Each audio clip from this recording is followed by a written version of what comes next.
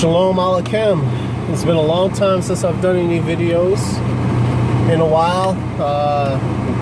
Dag, and oddly I'm wearing a purple shirt again. I think the last couple videos I had a purple shirt on. That's what it is. Anyway, a couple things have happened. First off, I closed down Biblical Ninjas. That was the hardest thing for me to do, but it needed to be done. I'm not into always trying to preach to people. I believe that you're supposed to be an active person. You're supposed to be an active believer. And I believe that believers need to be active. I believe that believers and black people in America have gotten too complacent, and they are stuck on what it's going to take to fill up their individual pockets, and they don't have a universal reality of what needs to be done to take care of things for either groups of people. So I'm going to tell you what happened today, just now, and yesterday, to why I made this video. The first thing that happened was that I had a conversation with somebody, and hopefully I don't get pulled over by the police because I have these lights on. If I do, then it's my fault. Anyway, I had a conversation with someone, and in that conversation yesterday, I felt like they weren't necessarily listening to me, because a lot of people don't listen to me when I speak about stuff, and they repeat the same things over and over to me. That's usually a sign that they weren't paying attention to the things I was saying. Anyway, in the case of this person, they came back to me this morning and said that I should write a book. And they said that last night, but it wasn't really that, I didn't really feel like I was sincere. This morning they said that, and they were very straightforward. They were very determined for me to write a book. But people are always determined for me to do stuff. People want a ministry, they want me to open up a ministry. They want to worship, they want me to create something for worship. They want art, they want me to do something for this and that. So when people find out that you have certain skill sets, they're always going to push for you to do and to try to get certain things done. It's a lesson learned from me, because they did the same thing to my father when he was a child. They did the same thing with my father growing when he went to the military, and people who know my father do the same thing to him now. They did the same thing to my mother when my mother was growing up. They did the same thing to my mother when she came to America, and they did the same thing to my mother now. And I said I would never fall into the gap of doing that, but it is what it is. But I think I am going to take them on the offer and write this book. However, in this specific case, another thing happened. Somebody started talking to me about politics, and I had to tell them what the truth was, because a lot of times when people talk about politics, they don't know the full story, and they're always talking hearsay about what the media teaches is going on in the world, and not reality. So I said straightforward about that. The conversation that I'm about to talk about right now is about on the next thing that I had a conversation about. It's about an inheritance. You got to be able to provide the inheritance for your children, your people. I created several groups on Facebook. One of them I was made in charge of for a page. Biblical Ninjas, everything Biblical Ninjas on Facebook is of my creation and my design. That's about my focus and my intensity to get things done. The Ebony Planning Phase is another mission that I have created. It's not going as well as I planned, but in all wholehearted honesty, I have not met the right kind of people yet. So my prayer is that I will meet the right kind of people. And when I say that, I'm going to be straight up. You don't really understand what's going on in the world. You're tired of certain things, but you don't really know what the things are that you're tired of. So you don't recognize that in order for things to change, you are going to have to fund it. So you're going to keep focusing on these things in the world, and you become very reactive instead of being a proactive individual. And that's not going to fly to get anything done. If anything needs to get done, you're going to have to fund it. I have a video called Flipping the Buck 0, 1, and 2. You're welcome to watch that. I have a whole bunch of rants on my YouTube page. You're welcome to watch that. It's all good. Anyways,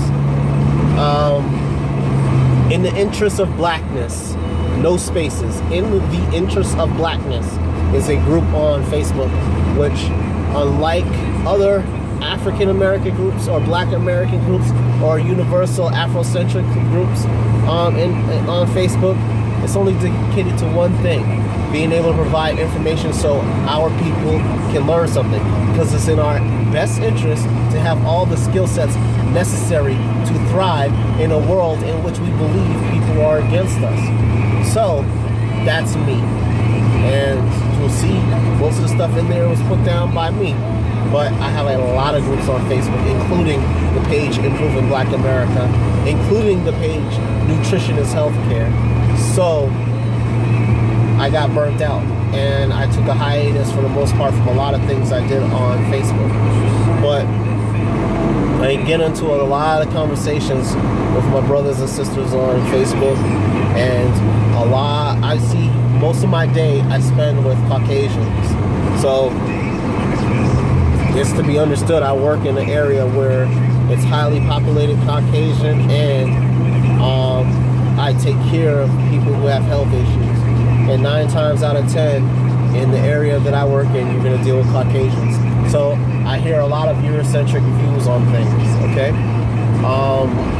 When I'm on Facebook, when I'm at home, when I'm walking the streets, when I'm at the grocery stores and stuff like that, because I don't go to church anymore, I hear a lot of Afrocentric views, but I tell them straight up. And there's a big difference, and it could be fear. But when you're in public and you're telling people the truth, they're less likely to attack what you're saying when it's true, because now they got to deal with their words.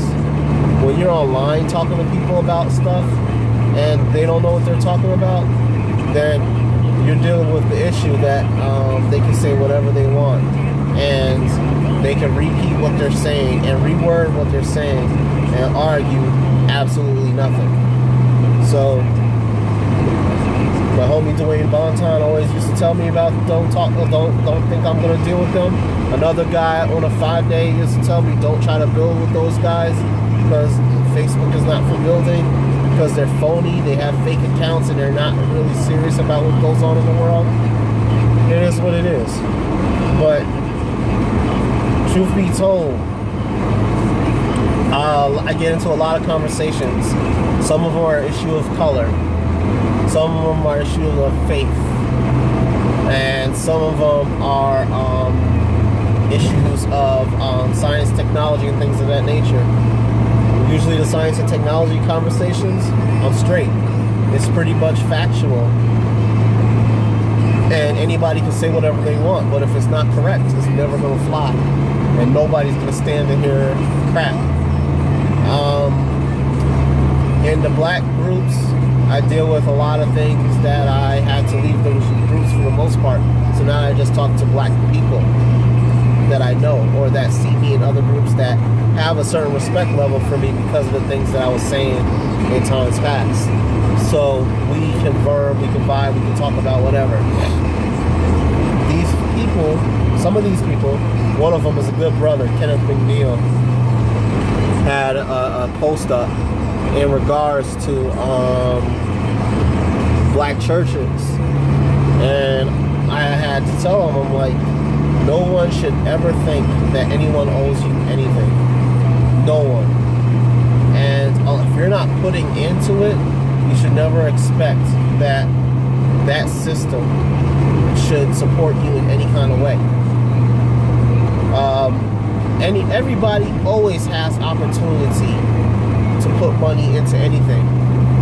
No one should be talking crap about Rainbow Coalition unless they donated some money. I'm not talking about $5 or $2. I'm talking about $50 or $100 in their lifetime to be able to say, I gave, why isn't Rainbow Coalition doing?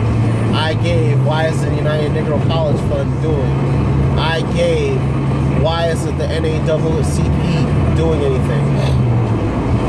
You can judge people all day and all night, but if you ain't funding nothing, shut the hell up. And I'm just saying like that. Nobody who's not funding any money to get these things done should be upset when things don't get done. Salvation Army, if you're not giving anything to Salvation Army, shut up. If you don't give money to any of these organizations that are self-proclaimed or that people proclaim are doing things fraudulent, because you don't know what the fraud is, you're just talking crap based off of what you hear off of somebody else, you should shut up. And that's just the real thing. Like, nobody should ever think it's okay in their right mind to judge an organization or a group of people that they don't practice with, that they don't put in their 100% to see that through. All right? That being told, as much things as I dislike with Christianity, from being a pastor, being a Sunday school teacher, from being a member of a big Christian ministry in Georgia that's also connected to TD Jakes and Creflo Dollar, I'm able to say whatever I need to say because I put my money in here. You know what I'm saying?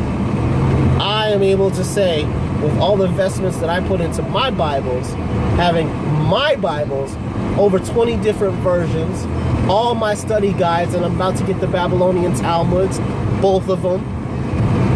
All the things that I put in energy and research that I put into my script, my stuff, I have a right to speak on whatever I feel is incorrect. Because I practice it, I live it. You know what I'm saying? Anything with black rights, I volunteered as a child. I went to a pro-black school as a child that taught us everything from learning Egyptology to civil rights to laws, and we had to volunteer. I volunteered as a growing up. One of my first jobs was taking care of kids, teaching them how to read, and being able to, I've taken mentor jobs. I've done all that stuff. You know what I'm saying? So with experience, because you applied yourself to something, you can speak on it. If you don't know, you don't get to judge. You don't get to cry about it. You don't get to talk about it. You know what I'm saying? And that's case in point. Voting is not a criteria for me speaking about this country. I live in this country and I pay taxes. I've voted before. I don't agree how the voting process works. It will not happen again. But I also know other means to deal with the process in America. I've seen it done by LGBT. I've seen it done by the Jewish people. Jehovah's Witnesses do it. PETA does it. World Wildlife Fund does it. Doctors do it in the United States of America. Lawyers do it in the United States of America. So I know it's tried. I know it's tested, proven. It works. Nothing can go on and exist in this country without it. And it's called lobbying. So I push for a lobbyist movement. I push for lobbyist parties all the time. I spend my days doing that. One of my sisters was talking to me and I fell asleep and I woke up, and right afterwards I said it. She's a very awesome sister, Sasa. She said to me, I know you're always trying to focus on this, and that's what we gotta do. You know, you can't be in this world complaining about stuff and not trying to get nothing passed, nothing changed. You know, you need to have authority, an issue of governance and kingdom mindsets in order to get things done and change. You cannot change anything on a hope and a prayer. And you can't judge people who pray, because Muslims pray and Farrakhan got stuff out this world. Jehovah's Witnesses got stuff out this world. Hindus got stuff. Sikhs got stuff. The only people that don't seem to have stuff is the black American, non-practicing black American, and Christian black Americans too. Black Americans in general, we tend to not have stuff. And the number one reason why is we have no system of organization for ourselves. And Anybody could try to attack that if they want to. I can show every single time in history that black Americans got anything, it was because we were organized. And if you don't, if you got evidence to show anything less, then we can ball. I can also show you a majority of the stuff that we got and has happened in this earth has happened by black Christians. And I'm not Christian. I have not been Christian in a long time. I don't believe that Christianity is the way to true knowledge. Now, Christianity gets stuff done. Christians have got stuff done. And as much as you say people are dirty, legislation was passed. So, with that being said, if you're not putting up no dough, if you're not trying to pass legislation, if you're not trying to educate our kids, if you're not trying to take care of our sisters and our brothers, if you're not trying to get married, sit your behind down and shut up. With that being said, brother Kenneth McNeil has some information up today in regards to now that I'm driving, I can't think of it. He has some information up about this cop that got off.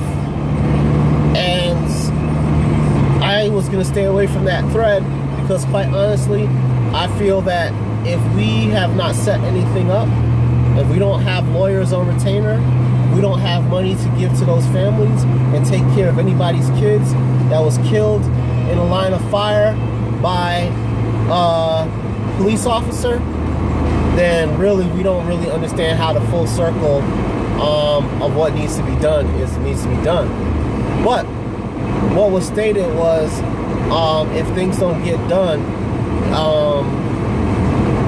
there's a problem, and it said prayer don't do anything. I felt that was a hypocritical, because not doing anything is not doing anything. All these people that are praying are doing something. They're taking our kids off the streets. You might not feel so personally, because on a scale that you feel is grand, it's not being done. But first off, you might not live where these mega churches are. That's the first thing. Second off, if you're not a member of these churches, they don't have to tell you anything. Because our faith in general, our things are done amongst family, and it's supposed to be done in secret. So if anybody's asking questions, we don't have to explain anything. We just need to move accordingly. But the fact of the matter is that he who smelt it dealt it. That's that old school kid stuff. If you see a problem, you must have a solution to that problem. And crying out to Papa Sam ain't the solution to no problems when it comes to black people. Going to Africa ain't the solution to no problems, because there's a lot of nations in Africa that still practice indentured servitude and slavery. And I prefer to not go to any country and become anybody's sock puppet because I don't have a place to live, I don't have food to eat, I don't have any skills that I can promote to them on a level to where they even need me, because they have hundreds and thousands, if not millions, of people who live there already that can do those things. Feel me? So I would need to have skills, connections, and assets in that nation before I ever touch foot in there. And because it's still tribal bound, I would need to be able to protect the things that I own. Sasa Bemayako said something very important the other day. She said, just because you say you own something means absolutely nothing. If you can't protect it, ask the Native Americans. Powerful statement that she said. I love it. It was the bomb. You know why? Because as much as the Native Americans tried to fulfill having culture, they forgot major aspects of having a culture, being set apart and set aside from the American government, is being able to have allies and to be able to protect your stuff. Now, who in the world can protect themselves against the United States of America? That's the first thing you ask yourself. Second of all, what would you have to be able to provide anybody to feel that alliance with you is even necessary? First off, you would have to have high numbers. Second of all, you would have to be healthy and be able to maintain what you have in a number of years, nutrition-wise. And last off, you would be able to, you must have an army. And if you have none of those things, then it's highly probable that nobody's going to help you, especially if you're not going nowhere.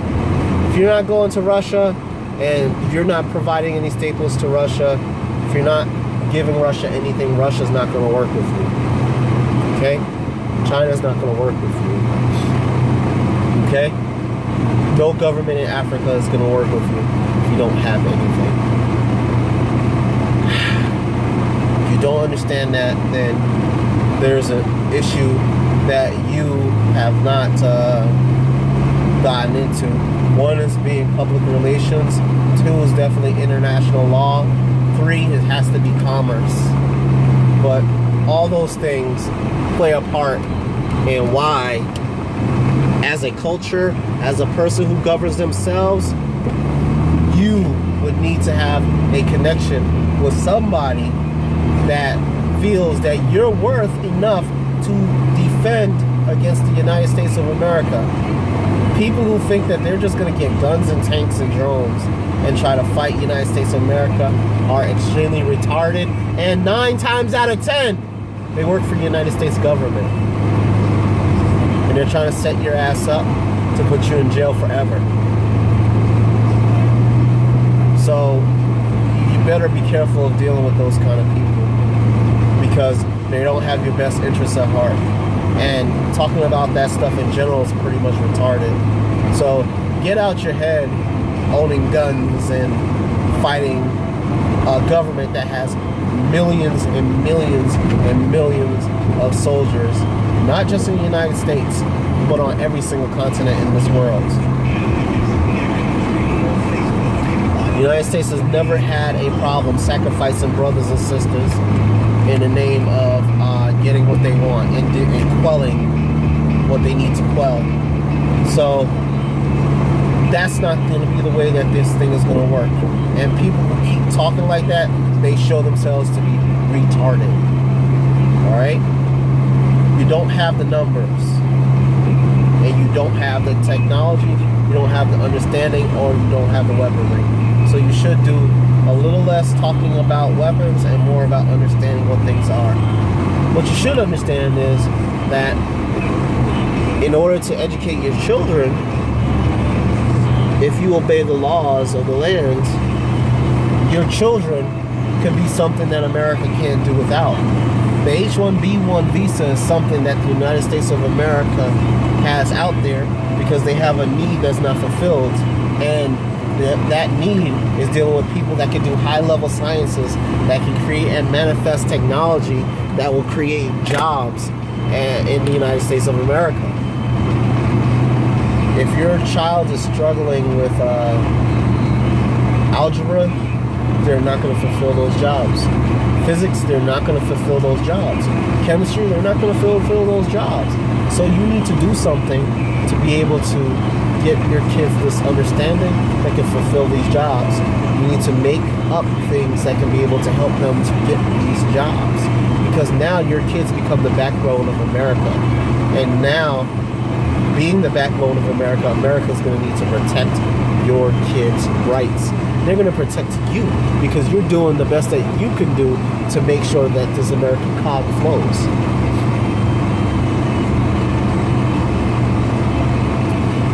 You creating this stuff and educating people in the West Indies is going to do the same thing. Africa is going to do the same thing.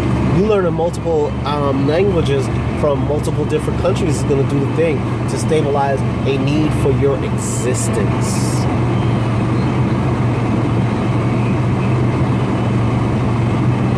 a need for your existence. If you don't understand that these are the things that we need to do to change and improve Black America, then truly wholehearted honesty, you should just stop talking to people. And that's just real. But as for me and my brother's concerned, he's understanding the things that I'm talking about. The thing is that a lot of us have dealt with Black conscious people, and Black conscious people tend to not know jack shit. They just run their mouth. They tend to not be educated as they say they are. They tend to not pay attention to history as they say they do. They tend to not have common concepts that every single person in America should have. People say that I'm down on them for saying that. I'm not afraid to say it because it's true. And if it wasn't true, then all these things that I've been talking about would already exist. And they would be following all these teachers that they pray about and they preach about all the time. And Black America would be the quote-unquote Mecca of the world right now. So because it's not, I'm going to say they don't know what the hell they're talking about. Anyways, if you're not able to own, if you're not even having the illusion of ownership, which means that this house that I'm sitting next to that I'm about to go into is an illusion of ownership, because technically I don't actually own it. My family doesn't actually own it, because when I die they technically take it from us, unless you know how to do certain things that I'm not going to say on YouTube. But this illusion of ownership also sets a tie for your children, so your family. You being able to raise animals makes your worth go up that much, because these animals that are sold, for instance, for $550 to me that I raise up can then be sold for $5,000. And then people are making $25,000 off of that. This leather on this vehicle comes from an animal. The horns on the animal gets used for something. The bones of the animal gets used for something. The blood of that animal might get used somewhere, I don't know. The meat of that animal gets used. The organs of that animal goes to some school to be practicing medicine on. That animal, some of these animals are sold for $40,000 a pop. But you're still here worried about trying to retain your rights and staying in New York, in Florida, in South Carolina's area is not so bad of a thing I'm going to tell you. In Texas, in California, in Detroit, Michigan, in Gary, Indiana, in Columbus, Ohio, in Mississippi, in Louisiana. You want to stay there all scrunched up, forgetting that the reason why we're even there in the first place is because Caucasians pushed us there, because what they're able to do now with the Electoral College, had we stayed there, they would not be able to do. Then again, maybe we would see the point of the Electoral College, and we want the Electoral College because our minds is not expanded. We get mad and we argue about the dumbest shit in the world, and we don't expand ourselves to understand that if we were in that point of view, we might want us to have that same control. Because I think, if I'm not mistaken, in South Africa, where Black people are highly dominant, they're thinking probably more like the Caucasians in America, or the Europeans in Europe, or the Indonesians with the West Papuans and stuff like that. Got it? You see any Black Americans running to go defend the people of West Papua? No. Do you see any African Americans going out to physically defend Blacks in anywhere else in this world? No. Because they don't have anything stable that they can use to actually fund, protect, or care for anybody else.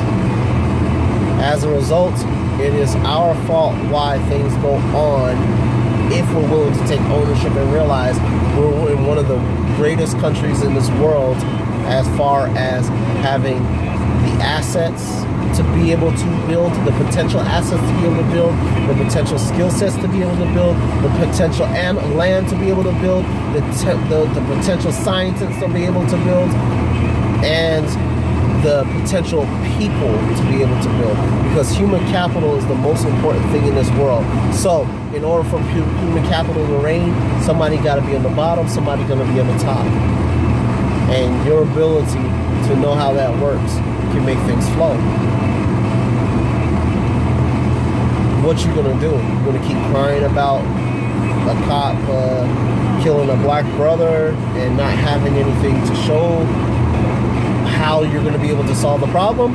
Or are you going to build something so the next time a cop kills a black person, they freak out and they actually either try to confess so they get less time, or they're less likely to pull that trigger in the future because it is a black person? I'll tell you what, you're not going to accidentally kill a Jewish person right now. I'm going to leave you with that. Peace.